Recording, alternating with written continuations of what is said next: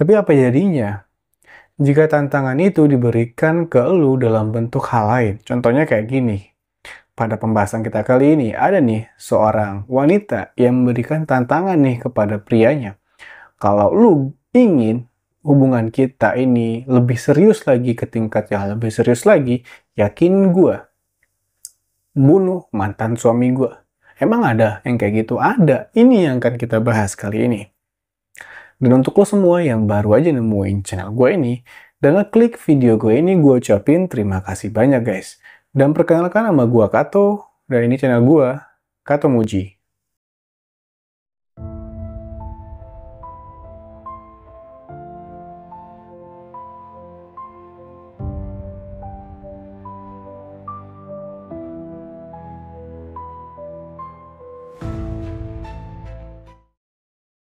Bernama lengkap Matthew Gerard Meisner, lahir pada tanggal 20 Agustus 1984 di kota Tucson dari pasangan suami istri Raymond dan Jeans. Serta Matthew ini memiliki 5 orang saudara kandung. Dan dia terkenal dari kecil itu emang udah introvert, pendiam, pemalu ya. Kayak gitu orang-orang yang suka dengan kesibukan sendirinya gitulah gitu. Tapi para teman-temannya ataupun keluarganya juga beranggapan kalau Matthew ini adalah orang yang begitu hangat, orang yang begitu penuh dengan kasih sayang. Karena keluarga Matthew ini adalah keluarga yang begitu menerapkan prinsip kasih sayang dan saling mencintai antara anggota keluarga gitu. Ya keluarga harmonis lah kalau kita ngomongnya, yaitu keluarga cemara gitu. Nah pada tahun 2011, tepat di usia dia 26 tahun, dia bertemu nih dengan seorang gadis yang bernama Georgina Mendoza. Dan memiliki ketertarikan ya lawan jenis kayak biasa gitu sambil mereka menjalin sebuah hubungan. Tapi di situ latar belakang mereka itu sangat tolak belakang guys. Jadi kalau kita tahu si Matthew ini berasal dari keluarga yang harmonis, keluarga cemara, keluarga yang penuh kasih sayang. Tidak dengan si Georgina ini, dia lahir dengan lingkungan keluarga yang keras. Ayahnya sering melakukan kekerasan fisik ataupun verbal kepada ibunya. Sampai akhirnya di saat dia berusia 2 tahun, si Georgina ini mendapatkan pelecehan seksual oleh ayahnya yang membuat ibunya memutuskan untuk bercerai dengan ayahnya si Georgina ini. Sebelum akhirnya ibunya juga mendapatkan pria lain untuk pengganti dari ayahnya ini atau ayah tirinya dari si Georgina inilah gitu. Namun keadaan mental dari broken home-nya si Georgina ini berlanjut sampai dia remaja gitu. Dia mulai jatuh ke lembah obat-obatan terlarang gitu. Dia mulai mengonsumsi narkoba atau narkotika lainnya. Namun keadaan ini berbalik setelah dia bertemu dengan si Matthew ini. Matthew mulai tuh merubah hidup yang gelap dari si Georgina ini. Dia mulai meminta si Georgina ini melakukan rehabilitasi sampailah dia sehat dan benar-benar terbebas dari zat-zat adiktif ini. Ya kayak apa ya, kayak emang care gitu, emang kayak ya dia peduli dengan si Georgina ini ya, kayak true love gitu lah maksud gue. Nah pada tahun 2013 mereka pun memutuskan untuk menikah. Dan ya udah jadi kepala keluarga, udah jadi seorang suami dan bakal jadi seorang ayah. Tentu saja ini Matthew harus mencari namanya pekerjaan. Nah, di situ Matthew pun memutuskan untuk bekerja di sebuah tambang tembaga di kota Tucson itu. Tetapi karena jaraknya yang begitu jauh dari tempat dia tinggal, dan tempat dari si Georgina ini tinggal, dia harus pindah ke sebuah kota kecil di bagian Tucson juga yang bernama Safford di Arizona itu. Iya, memang berat, harus meninggalkan keluarganya, harus meninggalkan teman-temannya juga. Tapi ya mau apa dikata gitu kata gua, dia harus menghidupi istri dan anak-anaknya nanti dengan ya caranya bekerja gitu. Nah di tahun 2014 anak pertama mereka lahir dalam keadaan prematur. Ya namanya orang tua yang baru aja menikah dan mendapatkan anak, dan ini adalah sebuah pengalaman baru untuk mereka ya, mereka sikap tanggap juga menurut gua. Walaupun si Matthew ini memang menghabiskan waktunya lebih banyak di tempat bekerja ketimbang dengan keluarganya. Tapi Matthew ini adalah termasuk seorang ayah yang humble banget menurut gua. Kenapa? Karena dari pengakuan tetangga-tetangganya juga, dia walaupun memiliki waktu yang sedikit dengan keluarganya, dia tetap care, dia tetap menomorsatukan keluarganya gitulah. Walaupun dia mulai berangkat kerja itu jam 4 subuh, pulang lagi nanti jam 5 sore, nyampe di rumahnya itu udah maghrib gitu ya. Waktu mereka cuma malam, dia pergi anaknya belum bangun, dia pulang anaknya udah tidur, ya kayak gitulah ceritanya. Tapi dia tetap memperhatikan keluarganya, tetap memperhatikan istrinya dan anaknya gitu. Di waktu libur dia juga menghabiskan waktunya bersama anak dan istrinya. Selang 1 tahun setelah lahir anak pertamanya ini, lahirlah anak kedua mereka wanita. Nah, di situ sama aja, si Mitio ini masih sibuk dalam pekerjaannya. Namanya mengais rezeki ya guys ya, kayak gimana lagi gitu ya kan, emang ini keadaannya. Dan si Giorgiona ini juga udah setuju dari awal kalau pekerjaan si Mitio ini memang kayak gini, ditambang gitu. Pergi subuh, pulang malam, pergi subuh, pulang malam. Tapi ya, dia merasa sangat bersyukur banget si Mitio ini orangnya ya sangat dekat, sangat hangat, sangat penuh kasih sayang kepada dia dan anak-anaknya. Dan dia itu bener-bener kayak merangkul mereka bersemua dan kayak apa ya, sosok emang membuat nyaman si Giorgiona gitulah. Suami idaman lah pokoknya gitu menurut si Giorgiona ini. Namun keadaan itu membalik pada tahun 2017 di saat si Giorgiona ini mulai mengandung anak ketiga dari si Mitio ini. Dan di situ Giorgiona ini merasa kayaknya dia udah capek banget, atau yang kayak kita sebut kayaknya dia terkena sindrom baby blues gitu lah. Dia kayak sedihnya nggak karuan, kayak dia ngerasa capek banget gitu dalam sesuatu aktivitas. Ya ibarat kata lagi hamil dan mengasuh 2 anak yang masih kecil-kecil banget. Tahu aja riwahnya kayak apa. Ngasuh satu anak kecil aja itu yang masih di usia 5 tahun ke bawah itu udah repot banget ya, lari ke sana, lari ke sini, manjat sana gitu, nangis dan lain sebagainya. Dengan kondisi dia juga lagi hamil, di situ dia kayak mikir kayaknya gue doang deh gitu yang care dengan keluarga ini. Kayaknya si Mitio ini kayak lebih mentingin kerjaannya gitu, padahal dari awal udah komitmen nih mereka pekerja Mitio ya kayak gini. Dan Giorgiona juga udah setuju dengan hal itu. Walaupun sebenarnya Mitio ini tetap nggak ada perubahan, dia tetap care dengan keluarganya, dia tetap memperhatikan anak dan istrinya, tapi kayaknya memang hormon dari si Giorgiona ini waktu itu memang lagi nggak karu-karuan, ditambah lagi kesehatan mentalnya memang dari kecil udah bermasalah gitu dan dalam kategori yang mengkhawatirkan gitu. Di tahun 2017 itu di saat anak ketiganya ini lahir, mereka akhirnya memutuskan untuk berpisah gitu, secara baik-baik aja gitu. Dan pengadilan memutuskan 50-50 untuk asuh anaknya, dengan catatan anak-anaknya tetap di bawah pengawasan si Giorgiona ini. Jadi ibarat kata anak-anaknya ini ya tinggal dengan si Giorgiona ini. Nah di saat itu ya si Mitio ini menerima dengan lapang dada, dia menerima keputusan-keputusan dari pengadilan dan mengikuti aturan hukum yang berlaku lah gitu ibarat kata. Si Mitio ini kembali ke rumah keluarganya, begitu juga dengan si Giorgiona ini. Dia pindah ke tempat keluarganya, walaupun itu berjarak lebih jauh dari tempat dia bekerja, dan juga butuh beberapa jam untuk mengunjungi anaknya dengan mobil gitu, kendaraan mobil. Tapi ya nggak masalah, yang penting dia bisa tetap berkunjung dan menemui anak-anaknya gitu. Sebenarnya semenjak perpisahan antara si Giorgiona ini dengan si Mitio ini nggak ada permasalahan apa-apa ya. Si Mitio ini bisa-bisa aja gitu, untuk hak Mitio untuk berkunjung dan berkumpul dengan anak-anaknya, kayak ngajak main, ngajak pergi, tinggal bareng gitu. Si Giorgiona ini nggak ada nggak ada kayak problem, nggak ada permasalahan. Dan problem itu datang ketika mereka sama-sama sudah menemukan pasangan masing-masing. Si Giorgiona ini menemukan seorang pacar, dan si Mitio ini juga menemukan seorang pacar. Nah, di saat itu, si Mitio ini sedang berpacaran dengan wanita yang bernama Nicole pada tahun 2018. Nah, di saat itulah, secara 180 derajat perubahan dari si Giorgiona ini kepada Mitio. Dia lebih kayak cemburu gitu dengan si Nicole ini. Entah apa yang membuatnya kayak mempersulit si Mitio ini untuk bertemu dengan anak kandungnya sendiri, kayak ikut campur gitulah. Kayak ikut campur gitulah permasalahan-permasalahan yang dia dibuat-buat kayak gitu, yang harusnya nggak harus gitu.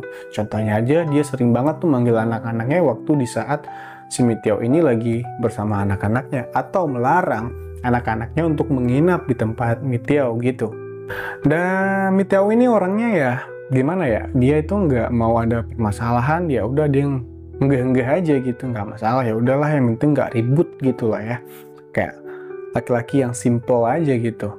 Nah, pada tahun 2019 terdengarlah kabar kepada si Georgina ini bahwa si Miteo akan melangsungkan pertunangan dengan si Nicole ini. Dan setelah pertunangan ini, mereka akan mengadakan pernikahan pada tahun 2020. Nah, di saat itu, si Georgina membuat sebuah drama. Nah, di saat itulah, si Georgina mulai memposting sebuah postingan yang mengatakan kalau dia dalam keadaan terkena cancer, gitu. Dan dia baru saja melakukan kemoterapi yang harus memotong seluruh rambutnya sampai botak, gitu. Nah, melihat postingan dari si Georgina ini, tentu aja mengundang tuh rasa simpati dari si Miteo ini. Dia pun langsung menghubungi si Georgina ini, menanyakan keadaannya lah gitu, simpati lah. Dan dia merasa memiliki kewajiban untuk membantu mantan istrinya ini. Apalagi dalam mengurusi anak-anaknya. Kayak sebenarnya si Miteo ini niatnya baik gitu. Kayak mau mengurangi beban dari si Georgina ini sambil mengatakan, ya udah kalau kamu sakit, kamu obati dulu penyakit kamu, biarkan anak-anak bersamaku, kayak gitu. Tapi di waktu itu tanggapan lain datang dari si Georgina ini dan mengatakan si Miteo ini ingin mengambil anak-anaknya dari dia, kayak ingin merampas gitu anak-anaknya dari dia gitu. Dengan pernyataan dari si Georgina ini tentu aja membuat si Nicole, dari tunangan dari si Miteo ini udah habis nih, kesabarannya banyak banget gitu, gelagat lu selama ini gitu loh, kayak udah enek gitu. Sampai akhirnya pada tanggal 5 Februari 2020, si Nicole ini pun melabrak lah si Georgina ini bersama si Miteo ini gitu. Sebenarnya si Miteo ini nggak tahu nih kalau Nicole ini pengen ngelabrak si Georgina. Dia cuman kayak ikut doang gitu di saat waktunya si Miteo ini untuk berkunjung ke anak-anaknya. Nah, di saat itu, karena melihat Nicole juga hadir di situ, entah setan apa yang merasukin si Georgina ini, dan dia pun langsung menampar wajah si Nicole ini begitu keras. Dan di saat itu si Miteo dan Nicole memutuskan untuk pergi dari tempat itu, dari tempat tinggal si Georgina ini, karena mereka berpikir udah nggak kondusif gitu, dan mereka juga nggak ingin sebuah terlibat pertengkaran yang nggak penting gitu, yang nggak harus terjadi pertengkaran antara Georgina dan Nicole gitu. Setelah berkunjung pada tanggal 5 Februari 2020 tersebut, ternyata Miteo mengetahui ternyata si Georgina ini melakukan sebuah manipulatif yang mengatakan kalau dia ini sedang mengidap cancer, padahal enggak gitu. Itu hanyalah sebuah foto yang didapatkan dari internet yang hanya ingin mengundang simpati dari keluarga si Miteo dan juga si Miteo ini. Nah, di saat itu, si Miteo pun mengajukan gugatan untuk hak asuh penuh terhadap anaknya, yang sidangnya akan dilakukan pada tanggal 11 Februari 2020 itu. Nah, setelah mendapatkan laporan kayak gitu, tentu saja itu membuat si Georgina ini semakin gak karuan gitu. Sebenarnya si Miteo ini hanya ingin anaknya bebas dari lingkungan toksik, karena dia kayak mikir, kayaknya si Georgina ini udah nggak bener nih karakternya, udah nggak bener nih mentalnya gitu. Dia takut membawa pengaruh yang buruk juga kepada anak-anaknya gitu ya. Hal wajar, seorang ayah ingin melindungi anak-anaknya gitu. Pada tanggal 10 Februari 2020, tepatnya pada jam 5 subuh dini hari, seorang kepala pemadam kebakaran di daerah Tucson ini menemukan sebuah mobil Chevrolet Tahoe berwarna hitam mengalami kecelakaan tunggal. Awalnya, si kepala pemadam kebakaran ini berpikir kalau ini adalah sebuah kecelakaan tunggal. Tapi setelah dia melihat secara dekat ke tempat si mobil ini, ternyata di situ sudah bersarang 14 peluru dengan pistol tipe kaliber 9 mm. Yang mana didapati si pengendara kendaraan ini sudah berlumuran darah dengan 3 luka tembak di bagian kepalanya. Dan bisa dilihat identitasnya, ya dia adalah Miteo. Gak lama setelah itu pihak kepolisian pun datang untuk melakukan olah TKP di tempat kejadiannya. Di saat itu salah seorang pihak kepolisian menyadari kedatangan dari si Nicole yang hendak melihat kejadian itu. Sebenarnya di saat itu Nicole kayak percaya nggak percaya, kayak kenal ini mobilnya si Miteo, tapi dia mikir dalam otaknya nggak mungkin lah Miteo gitu loh.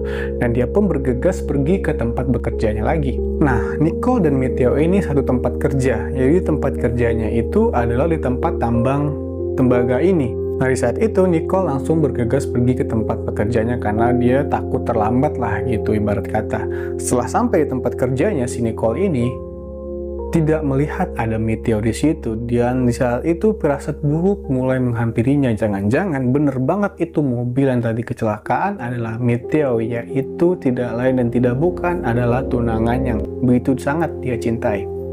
Balik lagi nih si Nicole ini ke tempat kejadian. Di situ udah rame banget karena udah mulai pagi dan mulai menjelang siang gitu. Di situ udah banyak banget brigade-brigade dari pihak kepolisian yang melakukan olah TKP. Nah, di saat itulah pihak kepolisian pun mengetahui kalau Nicole ini adalah tunangan dari si Miteo ini. Karena pihak kepolisian juga melihat dia tadi pagi ada di lokasi kejadian, otomatis nih pihak kepolisian pun mulai meminta keterangan dari si Nicole ini. Kenapa dia sampai ada di tempat kejadian pada saat yang nggak begitu lama dari kejadian ini terjadi, ya kayak curiga gitulah pihak kepolisian kepada si Nicole ini. Nah, di saat itulah Nicole menjawab dan menjelaskan kepada pihak kepolisian bahwasanya kalau dia memang dengan si Miteo ini satu tempat kerja dan jalan satu-satunya yang harus dilewati ya ini di Highway 191 ini, ya udah gitu. Pihak kepolisian juga merasa masuk akal gitu loh. Dan pihak kepolisian sebenarnya juga udah mendapatkan sebuah informasi yang lebih mendetail lagi bahwasanya dari orang-orang yang melewati tempat itu, yang beberapa orang diminta keterangan oleh pihak kepolisian mengatakan setelah kejadian ini ada sebuah mobil sedan Cadillac berwarna putih yang kebetulan langsung berputar arah setelah terjadi penembakan dan juga kecelakaan ini.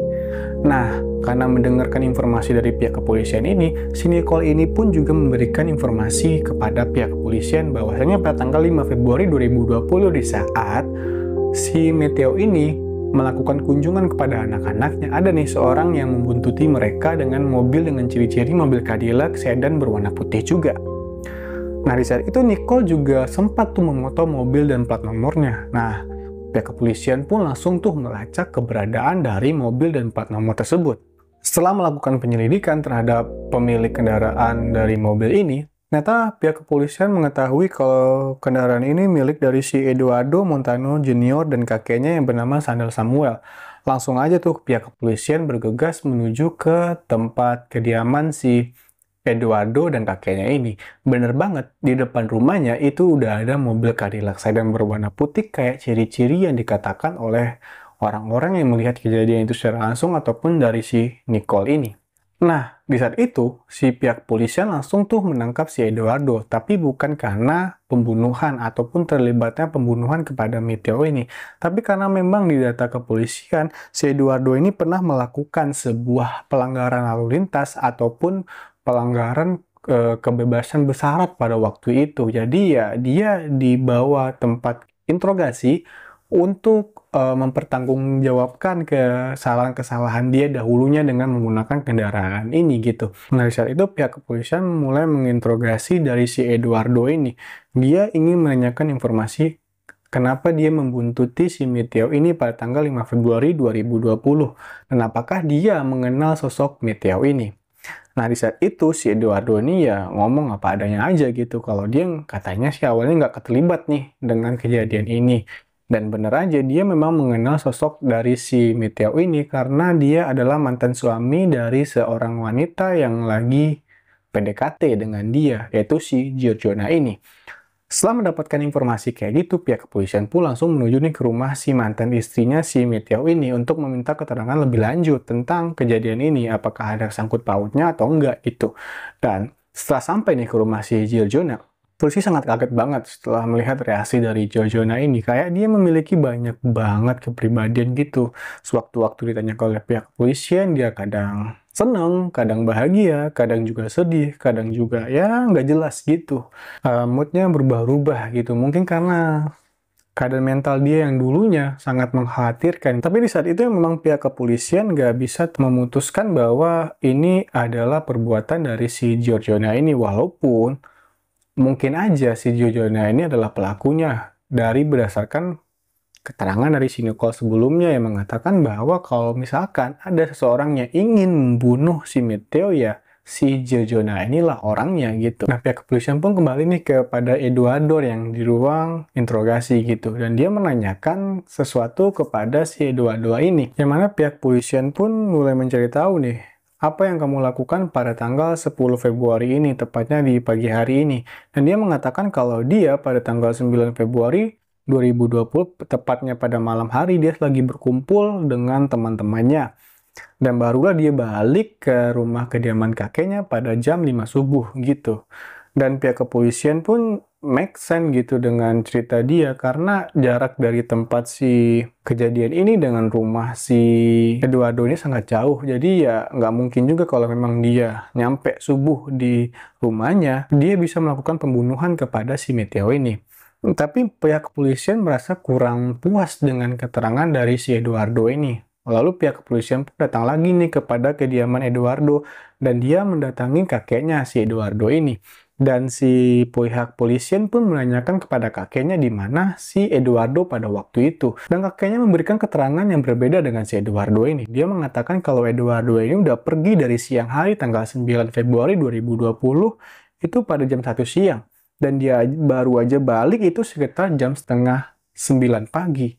Jadi pihak kepolisian bisa menyimpulkan kalau waktu itu bisa pas, baru bisa make sense untuk dia bisa melakukan pembunuhan ini, dan lalu baru dia balik lagi ke rumahnya. Baru make sense nih. Hari saat itu pihak kepolisian meminta melakukan penggeledahan ke kamar si Eduardo ini, dan diberi izin gitu aja sama si kakeknya. Dan di saat itulah ditemukan sebuah senjata berkaliber 9 mm di dalam kamar si Eduardo ini, yang mana cocok banget tuh dengan senjata yang digunakan untuk menembak dan membunuh si Matteo ini. Udah jelas nih siapa pembunuh dari si Matteo ini. Pembunuhnya adalah si Eduardo ini. Dan Eduardo udah nggak bisa lagi tuh berkilah dengan bukti-bukti yang udah didapatkan oleh pihak polisian. Tapi pihak polisian belum cukup tahu apa motif dari si Eduardo ini melakukan pembunuhan kepada si Matteo ini. Balik lagi lah itu pihak kepolisian kepada si Giorgiona ini, yaitu mantan istri dari si Matteo ini. Di saat itu nggak banyak tanya, pihak kepolisian cuman mengambil handphone dari si Giorgiona ini. Lalu dia melakukan penganalisaan kepada handphone si Giorgiona ini, karena sebelumnya si pihak polisian juga udah nanyain tentang hubungan dia dengan Eduardo, dan Giorgiona ini cuma mengatakan kalau dia itu kayak ya cuman orang teman-teman kenalan-kenalan biasa gitu, dan sempat mau kencan, tapi Giorgiona menolaknya gitu loh. Tapi itu nggak sesuai dengan apa yang ditemukan oleh pihak kepolisian di handphonenya si Giorgiona ini, di mana pihak polisian melihat chatting-chattingan antara si Giorgiona dan Eduardo ini udah mesra banget gitu, udah kayak pasangan kekasih. Dan pihak polisian pun menemukan beberapa kejanggalan-kejanggalan kayak chattingan-chattingan dari Eduardo dan si Giorgiona ini emang sengaja dihapus oleh Giorgiona. Tapi kalian harus tahu, gak ada sesuatu hal pun yang bisa dihapus di dalam handphone. Pihak kepolisian pun bisa mengembalikan chat-chatan dari si Giorgiona dan Eduardo ini pada tanggal 25 Februari 2020. Nah, di saat itu, hal mengejutkan pun terjadi. Jadi, pihak kepolisian menemukan sebuah chat dari si Giorgiona ini kepada Eduardo yang sengaja dihapus, yang berbunyinya kurang lebih kayak gini. Jika lu pengen hubungan kita berlanjut ke jenjang yang lebih serius, buktikan kepada gua, lu adalah pria yang pantas untuk gua. Dan gue pengen itu mendapatkan hak asuh anak gue secara penuh. Jadi kayak ibarat kata si Giorgiona ini mengatakan kepada Eduardo, bisa nggak sih lu nyingkirin mantan suami gue gitu. Dengan bukti-bukti ini, pihak kepolisian udah bisa mengantongi banyak bukti kayak gini, udah bisa memastikan kalau dalang dari pembunuhan dari si Matteo ini nggak lain dan nggak bukan ya mantan istrinya sendiri, yaitu si Giorgiona ini. Pada tanggal 26 Februari 2020 barulah si Giorgiona ini ditangkap oleh pihak kepolisian dan dinyatakan bersalah serta mendapatkan hukuman selama 33 tahun 9 bulan penjara. Sementara si Min Tiao ini mendapatkan hukuman sekitar 27 tahun 9 bulan penjara. Dan si Giorgiona ini mendapatkan pasal berlapis antara keterlibatan dia dengan melakukan pembunuhan serta dia adalah otak dari pembunuhan yang udah direncanain double kill lah gitu. Makanya dia lebih ditahan lebih lama dari pihak kepolisian dan tidak mendapatkan jaminan pembebasan secara bersyarat. Dan itulah untuk kasus True Crime kita yang udah terungkap dan begitu cepat. Terungkapnya kejadiannya pada tanggal 10, tanggal 26, udah clear semuanya ya. Cuman sekitar 2 minggu lah dari kejadian, pihak kepolisian udah berhasil menangkap pelakunya gitu. Aplaus lah buat polisian Arizona menurut gue. Dan itu aja. Dan jika kalian punya hal-hal lain, kritik dan saran, sampein aja lah di kolom komentar channel gue ini. Dan gue Katomuji, mohon undur diri. See you next video. Bye-bye.